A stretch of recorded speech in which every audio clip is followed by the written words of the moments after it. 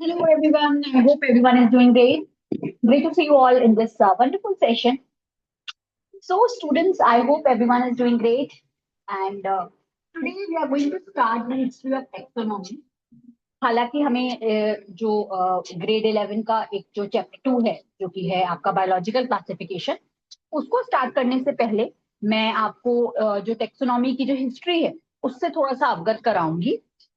इसमें जो भी जो साइंटिस्ट हैं जिन्होंने अपने अपने क्लासिफिकेशन दिए, अपने कॉन्ट्रीब्यूशंस दिए, तो उनको हम पहले डिस्कस कर लेंगे। उसके बाद हम जो है five kingdom system of classification जो कि विटेकर ने दिया था उसको डिस्कस करेंगे। तो पहले हम एरिस्टोटल, थियोफ्रेस्टस, कैरोलस लीनियस और इसके अलावा ऑगस्टिन डी कंडोले, इन लोगों के जो भी कॉन्ट्रीब्यूशंस हैं बायोलॉजिकल साइंसेस में, उनके बारे में हम जान लेंगे।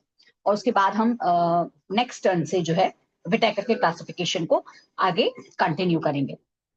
तो हिस्ट्री ऑफ टेक्सोनॉमी की जहां हम बात करते हैं स्टूडेंट्स, तो इसमें एरिस्टोटल का एक इंपॉर्टेंट कॉन्ट्रीब्यूशन है। एरिस्टोटल ने काफी सारी इंपॉर्टेंट अपनी जो कॉन्ट्रीब्यूशंस हैं वो दिए थे, और इसी वजह से जो है जो एरिस्टोटल हैं उनको जो है फादर ऑफ बायोलॉजी बोला जाता है। This is F only students, अगर आप नहीं समझ पा रहे हो, मैं एफ कभी कभी ऐसे भी बनाती हूँ जी। F, F only, right, father of biology and zoology, right. इनका ये एक इम्पॉर्टेंट कॉन्ट्रीब्यूशन रहा है, और एरिस्टोटल ने जो है बायोलॉजी टर्म को भी क्वाइन किया, और भी सारी इंपॉर्टेंट जो कॉन्ट्रीब्यूशंस थे वो उन्होंने दिए थे। जबकि थियोफ्रेस्टस की जब हम बात करते हैं, नंबर 2, थियोफ्रेस्टस की जब हम बात करते हैं, तो थियोफ्रेस्टस जो थे, that is 372 285 BC before Christ, ठीक है। उन्होंने जो है इस टाइम फ्रेम में जो है अपना कंट्रीब्यूशन जो है वो बायोलॉजिकल साइंस में दिया था। और ये वो साइंटिस्ट थे जिन्होंने जो है एंशियंट प्लांट टेक्सोनॉमी के बारे में बताया था। Ancient plant taxonomy. इसके अलावा इनको बोला जाता है फादर ऑफ बॉटनी। बॉटनी के जो फादर थे वो थे थियोफ्रेस्टस, और इन्होंने अपना एक इम्पोर्टेंट कंट्रीब्यूशन जो है वो बॉटनी की फील्ड में दिया था। और इसी दौरान जो उन्होंने कुछ बुक्स को भी पब्लिश किया था, और उन बुक्स के बारे में अब हम जानेंगे। Let me change the colour of the pen. ठीक है, अब इनकी जो बुक्स थी ना स्टूडेंट्स, उनकी जो बुक्स जो उन्होंने पब्लिश की हैं, उन्होंने उसमें अपने जो भी प्लांट के डिस्क्रिप्शन है, अराउंड 480 प्लांट्स का डिस्क्रिप्शन जो है उन्होंने एक बुक में दिया था जिसका नाम है हिस्टोरिया प्लांटेरम। हिस्टोरिया प्लांटेरम, ये वो बुक थी जिनमें उन्होंने 480 प्लांट्स, अराउंड 480 प्लांट्स का जो डिस्क्रिप्शन है वो इसमें दिया था स्टूडेंट्स, ठीक है। सेकंड क्या है, कॉजेज ऑफ प्लांट। प्लांट के जो कॉजेज है ना उसको जो है इस सेकंड बुक में उन्होंने डिस्क्राइब किया था। और जो थर्ड थी उसमें दिया था इंक्वायरी इनटू प्लांट। प्लांट की जो इंक्वायरी होती है उसके बारे में उन्होंने थर्ड बुक में बताया था, ठीक है। तो ये सारे जो इंपॉर्टेंट कॉन्ट्रीब्यूशंस थे ना, वो थियोफ्रेस्टिस ने अपनी बुक में, और अपने जो उनका जो एक लिटरेचर जो उन्होंने लिखा उसमें ये सारे डिस्क्रिप्शन के बारे में बताया था। तो इसके अलावा जो थियोफ्रेस्टस थे उन्होंने ये क्लासिफिकेशन भी प्रपोज किया students, and he has classified the plants basically. उन्होंने प्लांट्स को प्लांट क्लासिफिकेशन किया उन्होंने प्लांट किंगडम का, और उन्होंने 4 ग्रुप्स में जो है वो प्लांट किंगडम को डिवाइड कर दिया। तो बेसिकली जो प्लांट किंगडम था उन्होंने उसको 4 ग्रुप्स में डिवाइड किया।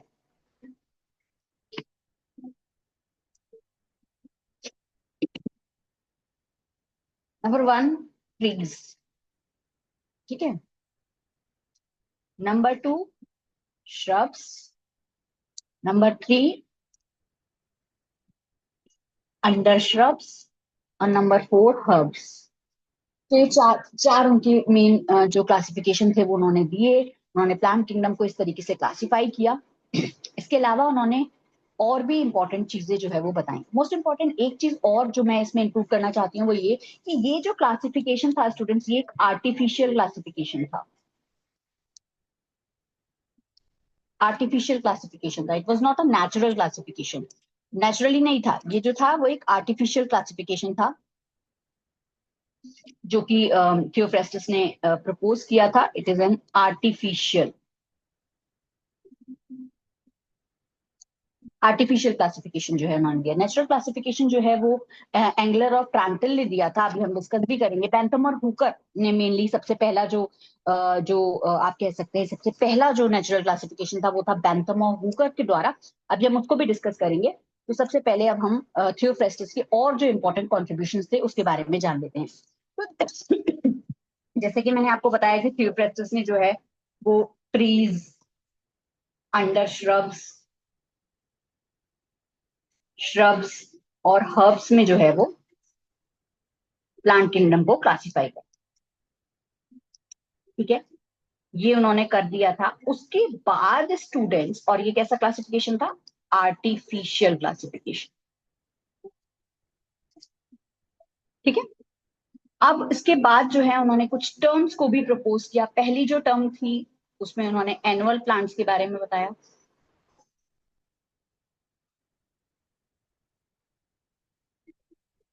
एनुअल प्लांट्स ऐसे प्लांट्स होते हैं स्टूडेंट्स जो कि जर्मिनेट करते हैं,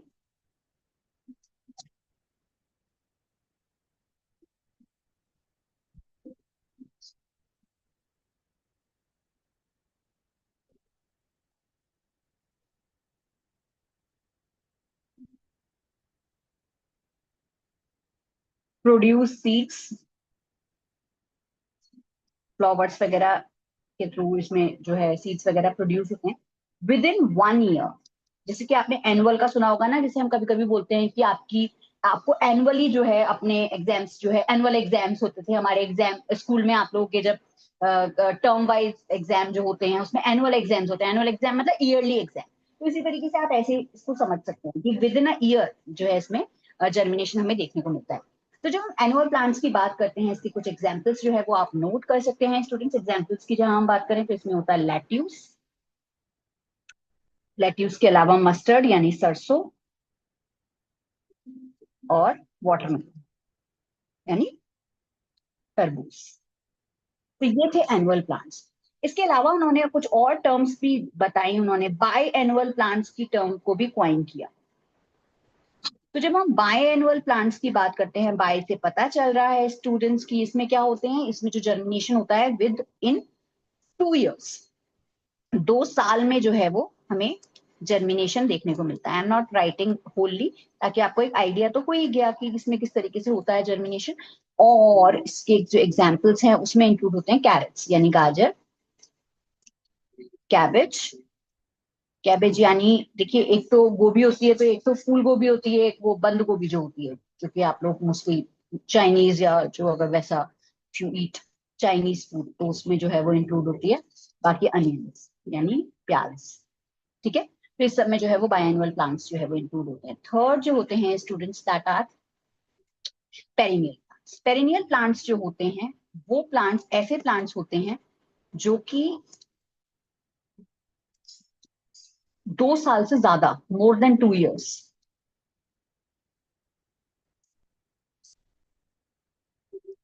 दे टेक टू जर्मिनेट, राइट। तो इसमें जो इंक्लूड होते हैं वो एग्जाम्पल क्या है? मैंगो, कोकोनट, बैम्बू, बांस, राइट। बांस जो है वो बैम्बू, और कोकोनट नारियल, और मैंगो तो आपको पता ही है आम, आम का सीजन अभी जाके गया है। तो इस तरीके से आप समझ सकते हैं। और ये कैसा था? आर्टिफिशियल क्लासिफिकेशन था। तो ये तीनों टर्म्स के बारे में उन्होंने बताया था, बायएनुअल प्लांट्स के बारे में, सॉरी एनुअल प्लांट्स के बारे में, बाइनियल प्लांट्स के बारे में, और पेरिनियल प्लांट्स के बारे में। So that was about the Theophrastus. तो इस तरीके से थियोफ्रेस्टस ने जो है वो ये सारी चीजें जो है वो इंक्लूड की थी। और स्टूडेंट्स अब हम बात कर लेते हैं the hero of taxonomy, actually the father of taxonomy also, उनको फादर ऑफ टेक्सोनॉमी भी बोला जाता है। उनका जो रियल नाम था ना स्टूडेंट्स साइंटिस्ट का, वो था कार्ल वॉन लिन। बहुत ही मैग्निफिसेंट काम जो है इन्होंने किया है साइंटिफिक वर्ड में। और ये जो साइंटिस्ट थे कैरोलस लीनियस, ये एक स्वीडिश जो है वो साइंटिस्ट थे। और इनको जो है फादर ऑफ टेक्सोनॉमी भी बोला जाता है। He is known as the father of taxonomy.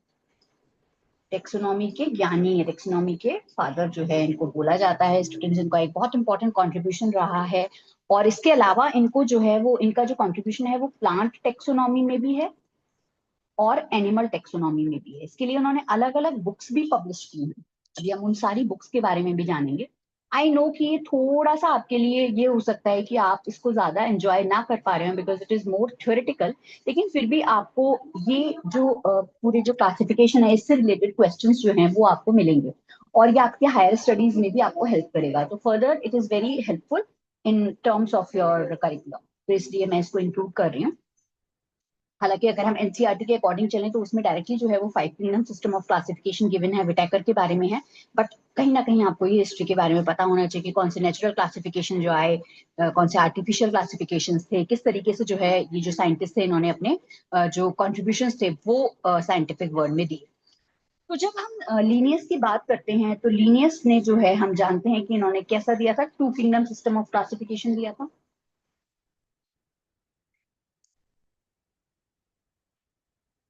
2 kingdom system of classification.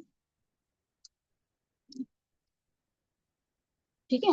उन्होंने जब ये 2 किंगडम सिस्टम ऑफ क्लासिफिकेशन दिया था तो उन्होंने जो है ये बताया था कि इस तरीके से जो प्लांट किंगडम होता है और एनिमल किंगडम होता है।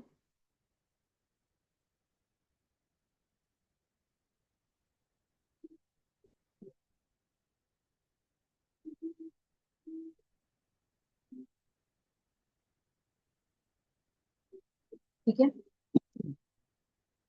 प्लांट किंगडम को हम बोलते हैं प्लांटी और एनिमल किंगडम को एनिमेलिया।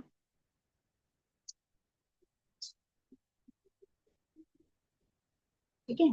अब हम लीनियस की हम बात करें तो लीनियस ने जो है काफी बुक्स में अपना कंट्रीब्यूशन दिया था। उन्होंने कई सारी बुक्स जो है वो लिखी थी। अराउंड 7 बुक्स में उनका एक इंपॉर्टेंट कंट्रीब्यूशन रहा है। और अब हम उन 7 बुक्स के बारे में जानेंगे कि कौन सी ऐसी 7 बुक्स थी, पहली बुक कौन सी थी, लास्ट बुक जो है लीनियस ने कौन सी थी। तो ये सारी डिस्क्रिप्शन के बारे में हम अभी डिस्कस करेंगे।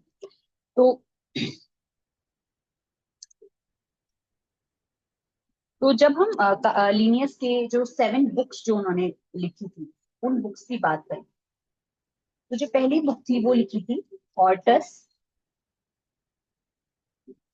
अपलेंडिक्स। ये जो है लीनियस की पहली बुक थी। It is the first book.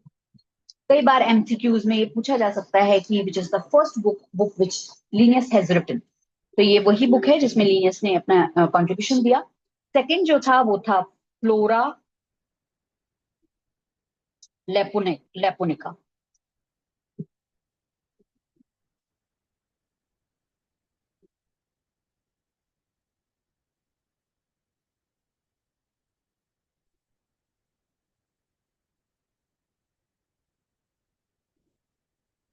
Third होगा फिलोसोफिया बोटेनिका।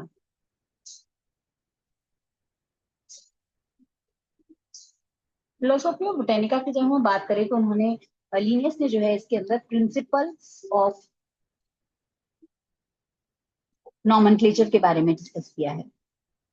जो कि हम मेनली देखते हैं जो नेमिंग होती है जो ऑर्गेनिजम्स की, उसमें जो नॉमेनक्लेचर होता है उस नॉमेनक्लेचर को जो है उसकी जो प्रिंसिपल्स हैं उसको जो है उन्होंने फिलोसॉफिया बोटानिका में जो है वो डिस्कस किया। जबकि फोर्थ जो बुक थी जिसमें लीनियस का एक इंपॉर्टेंट कंट्रीब्यूशन था वो थी क्रिटिका।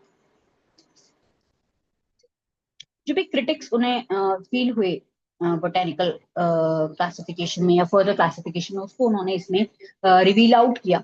उसके बाद जो फिफ्थ बुक थी जो कि सबसे ज्यादा सोल्ड बुक थी, right, 3 stars for this one, क्योंकि ये जो बुक थी उसमें उन्होंने जो है सिस्टमा नेचुरे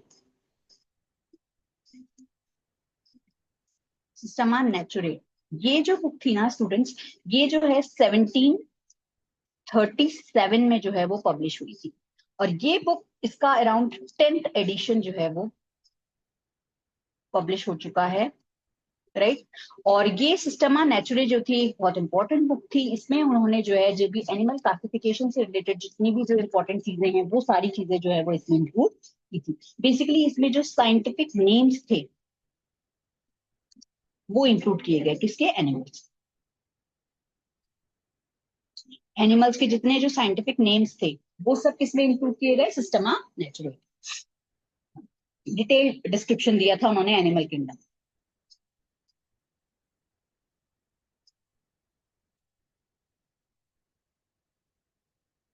डिटेल डिस्क्रिप्शन ऑफ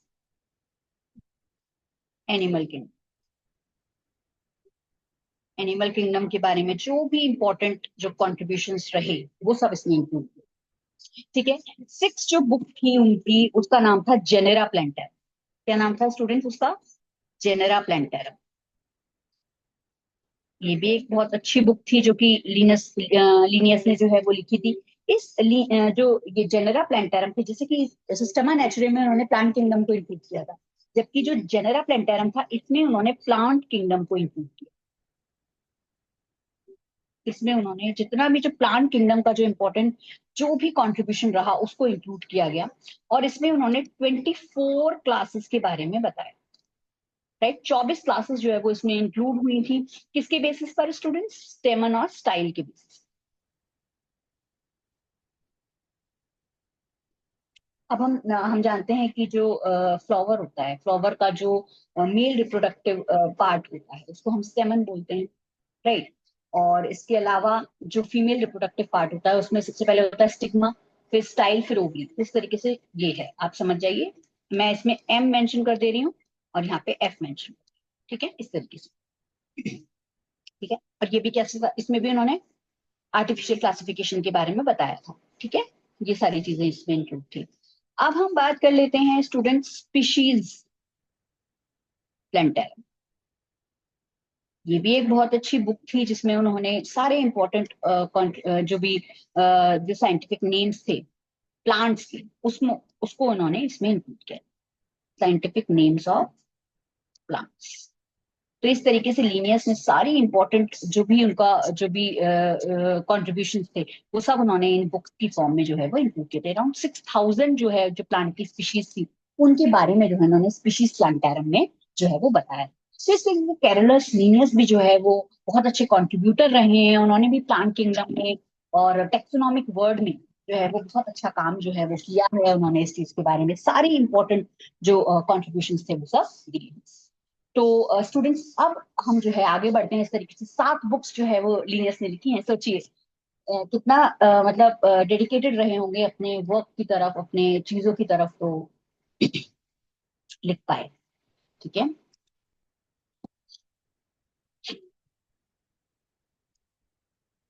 अब हम बात करते हैं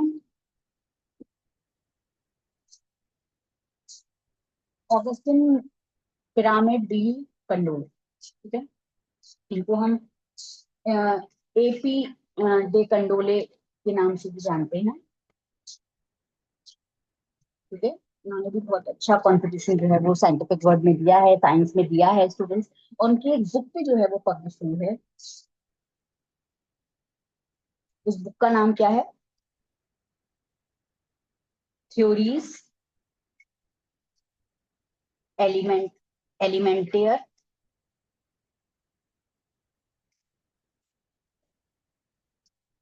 डी ला बोटेनी। ये जो बुक थी ये एपी डे कंडोले ने जो है वो पब्लिश की थी। और स्टूडेंट्स ये जो है एक तरीके का आप कह सकते हो एक नेचुरल फॉर्मल टाइप का क्लासिफिकेशन जो है वो एपी डे कंडोले ने दिया था। It is a natural formal type of classification.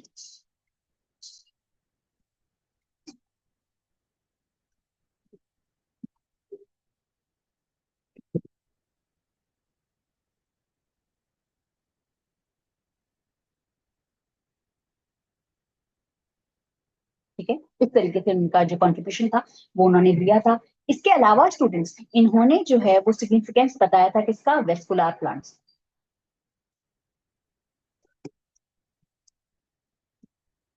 अब हम बात करते हैं कि वेस्कुलर प्लांट्स कौन से होते हैं। तो जब हम वेस्कुलर प्लांट्स की बात करते हैं तो ऐसे प्लांट्स होते हैं जिसमें वेस्कुलर टिश्यूज जो है वो प्रेजेंट रहते हैं। वेस्कुलर टिश्यूज कौन से होते हैं, अभी आप इसको समझिए। तो वेस्कुलर टिश्यूज या वेस्कुलर प्लांट्स की जब हम बात करते हैं, बेसिकली वेस्कुलर टिश्यू आप देखिए, इसमें वेस्कुलर प्लांट्स मत देखिए क्योंकि इसमें नॉन वेस्कुलर प्लांट्स भी जो है वो इंक्लूडेड थे। वेस्कुलर टिश्यू, तो जब हम वेस्कुलर टिश्यू की बात करते हैं तो देखिए प्लांट्स हैं, तो प्लांट्स को हमारे अंदर तो देखिए फूड के लिए, वाटर के लिए, हर तरीके से हम उसी पे ही, उसी तरीके से जो प्लांट्स होते हैं उनमें जो है जब आप वाटर देते हैं सॉइल के थ्रू, तो सॉइल के थ्रू लीव्स तक पानी पहुंचाना, इसके अलावा लीव्स में जो फूड बनता है उसको डिफरेंट प्लांट पार्ट्स तक पहुंचाने का काम यही वेस्कुलर टिश्यूज करते हैं। इन्हीं वेस्कुलर टिश्यूज में जो है वो दोनों प्रेजेंट होते हैं, क्या क्या, जाइलम और फ्लोएम। राइट, जाइलम की जब हम बात करते हैं तो जाइलम किस लिए होता है, वाटर के लिए होता है, basically water and minerals.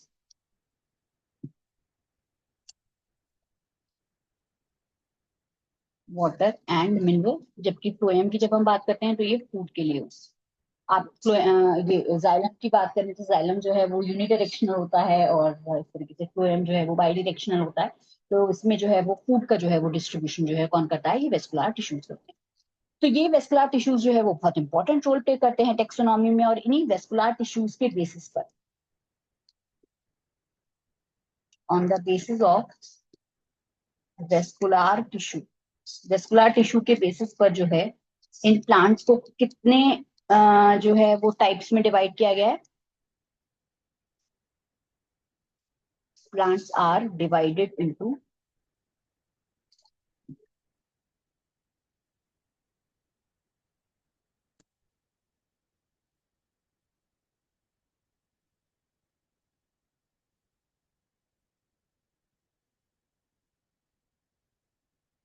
Divided into two groups, दो ग्रुप्स में जो है वो इनको डिवाइड किया।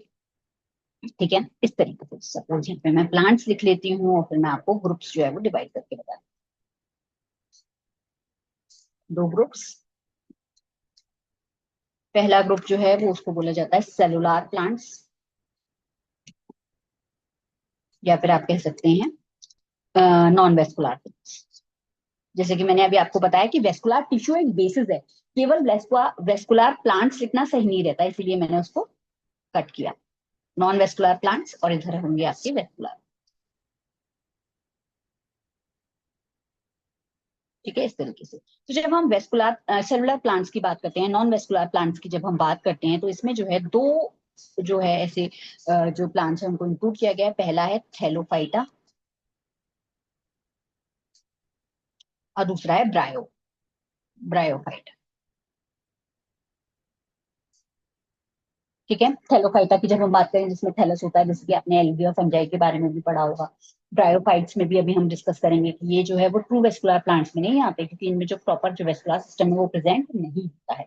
जबकि जब हम वेस्कुलर प्लांट्स की जब हम बात करते हैं स्टूडेंट्स, तो इसमें जो आते हैं वो आते हैं आपके टेरिडोफाइटा, इसमें पी साइलेंट रहता है, टेरिडोफाइट्स,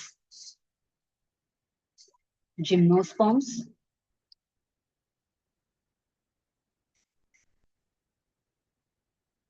और एंजियोस्पर्म्स।